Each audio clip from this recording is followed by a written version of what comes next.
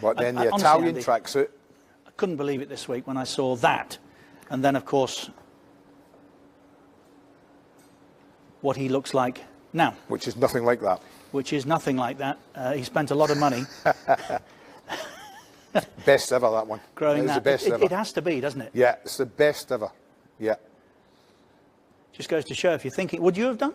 Nah. In your pump? Oh, if I was mid-20s? Yes. A lot of money? Yes. Losing my hair? Yes. Yes. Too late now. John Cross joins us live from Arsenal's training ground. Now, John, are you at Arsenal? No. You are. Okay. Yes. Now. Tactics board in the back. John, what are your tactics for today? This will... There's no tactics. There's no tactics. This will be interesting, John. We've worked together now for so long. There's been one subject that we've discussed more often than any other. So I'm actually not going to ask a question. Oh. I'm just going to ask you to give me the answer. Go on. Sanchez, Ozil, Wenger.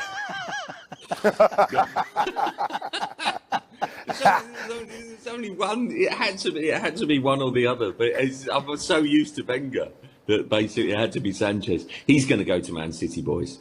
I'm right. completely not United, John. No, United can't gazump them. Not No, United. I think United, Andy, has suited all parties, maybe. Yeah. In that, basically, I think it's maybe perhaps speeding up the process, maybe forcing a bidding war. That will suit Arsenal. Thanks very much indeed. And also, I think it suits the player. This is my take on it: is that basically Man City were incredibly relaxed about the deal because they know that Sanchez wants to come to Manchester City. Okay. They were going to sign him on a free in the summer. Then you had the Gabriel Jesus injury, and then their priorities change. I also think that the fact that Sanchez is available for the Champions League makes him a very attractive option. Of course. But also it changes the goalposts a little bit because you can get a bigger contract, of course, as a free agent. And I think that Sanchez maybe was banking on what he'd get in the summer as compared to what he's being offered now. Mm-hmm. So I wonder whether Sanchez is enjoying and encouraging Man United's interest just so he can get his contract a bit improved by Man City. True. But by the end of the window, boys, I think that Sanchez will be a Man City player. Mm. What about by the end of the season? Will Conte still be Chelsea's manager? Well, actually, let me ask a different question there, John. Will he be their manager at the start of next season? No, I don't think so. I think that Chelsea are planning and looking elsewhere. I think it's a great shame. I think that Conte is a character. To do what he did in his first season was remarkable. To win the Premier League with that squad, go on that incredible winning run, to blow people away with really good performances. I think it's a shame, but there's two sides to Conte. Conte is an incredibly engaging character, really good football manager, clearly, but he is a high maintenance manager, and that's part of the issue, I think, with transfers. I think that Chelsea have found it quite difficult at times to keep him happy. I think he emerges from long meetings about transfer targets with Chelsea people believing that he would never be happy with the sort of the deals, and that's his reputation throughout his career. And I think he will move on at the end of the season. I think it was so telling last summer when they didn't extend his contract; they just rewarded him with a bigger contract. So they'll both be happy with that, John. Sorry, John, is that a decision that both Chelsea and Conte will be happy with? Yeah, I feel that they've almost come to a natural conclusion. Yeah. And I think there's an acceptance on both sides, which maybe makes it easier.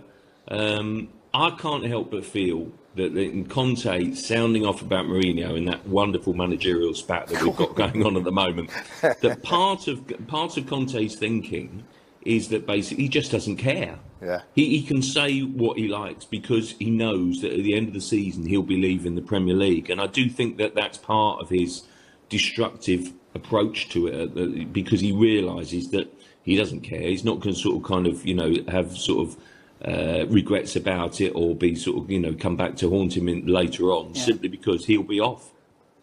John, yes, it's fascinating, and of course, if these guys didn't talk, there'd be no need for you or me or any of the rest of us. But has this one not become a little bit undignified? It's not good, is it? Listen, I wouldn't say it's not good. I think I think it's really entertaining. For me personally, I think it's the most fascinating spat and the most aggressive spat that I've ever known in the Premier League era, and that includes, you know, Wenger v Mourinho and Mourinho v, you know, whoever it might be, and Ferguson v Wenger in the past, because they're both at it and they both won't back down. And I would agree with the other point, is that it's not particularly dignified. And I think part of the concern at Man United was about their behaviour or otherwise of Jose Mourinho when they hired him. And I do think that that will be a concern. They won't like, I don't think, United are a club with style and grace, both on and off the pitch. And there's a certain group, I think, of United hierarchy, if you like, that won't be enjoying this. Agreed. John, Chelsea have, I was going to say they've nicked Ross Barkley. You would be right. You know, well, yeah. For what we quoting, 15 million? How come the agent earns 7 million out of a deal where Ross Barkley, if you asked him, would have driven himself to London and done the deal on his own? How can the agent possibly justify 7 million? Well, I do. Look, I think the agent market is changing. And I feel if you're going to sell your house, you use an estate agent. I think the scale of the fee, I guess, is surprising. I personally don't have a great deal of you know, sort of unrest about it, I must say. And to see the Mayor of Liverpool get involved in it is just, I thought, was beyond a farce. I thought it was embarrassing. Surely he's got more pressing things to deal with. Look, football is high finance, and we know that. And I think that the agent, you know, has done the deal. He's got into Chelsea. If you'd asked me, say, 4 weeks ago, I would have said he's going to be a Spurs player. And I think the fact then that he's gone to Chelsea, is that kind of, you know, reflected in the agent fee? I don't really know, but I just feel that Barkley's an outstanding talent. For Chelsea to get him for £15 million is a sickener for Everton.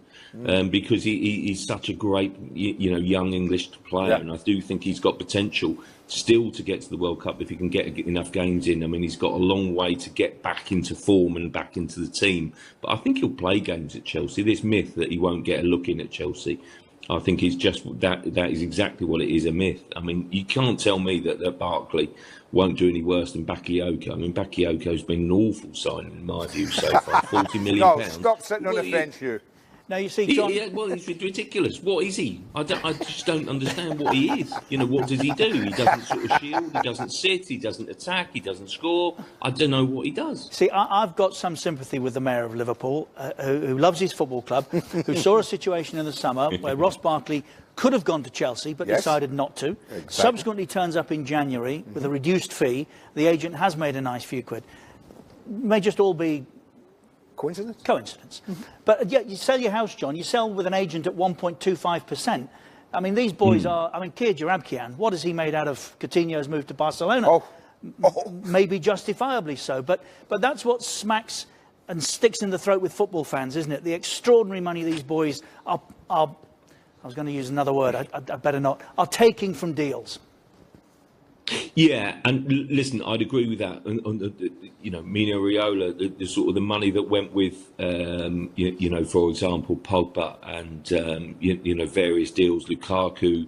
You know, again, it is remarkable the percentage that they take out of the deals. But and therefore, and you hit the nail on the head, Richard, that basically that's the disconnect. The biggest thing for me, the biggest concern is the disconnect between the average paying punter and what he pays for his season ticket. And then he's saying, hang on, some of my money is going into that agent fee, and that's your issue. But in the grand scheme of things, in the big business world that is football and makes the world go round, I'm sorry, but the best agents do get the deals done. And sometimes they're very difficult deals to broker, and you pay them for expertise. And like it or loathe it, you know, agents will command bigger, in my view, bigger and bigger fees. It's not going to be something that gets addressed and gets reduced. I think the agent fees will actually increase, especially in an age when I think that we will see many more clubs and players of their own free will, running down contracts. So you'll see far more free agents, and people might, like myself and other journalists, might sort of say, oh, it's mismanagement, it's poor management of contracts. It's not. It's actually a conscious decision to take them to the end of the contract, sign them for what they're worth, then pay the contract, and then let them go. And I think increasingly you will see many more agents actually command more figures, because they will be even more important when they're signing and taking free transfers to big clubs. Just a thought, maybe FIFA Pro are right. Maybe we should disband the whole transfer system altogether. Yeah. It'll get like that. I think that's got a logic. Yeah. I do think that's got a logic, and I think bigger clubs will go down that road, and they will basically write off that £90 million, because the £90 million gets lost up in the contract and the wages anyway. Yeah. You know, for whatever that star signing might be. I know it sounds crazy now, but all of a sudden we are talking about a whole new world of price levels for signings. And I think the bigger clubs will willfully run down those contracts and see and let those players go on free transfers. Extraordinary. John Cross, as ever, thank you. Thanks, John. Thanks, guys. Don't forget to click subscribe.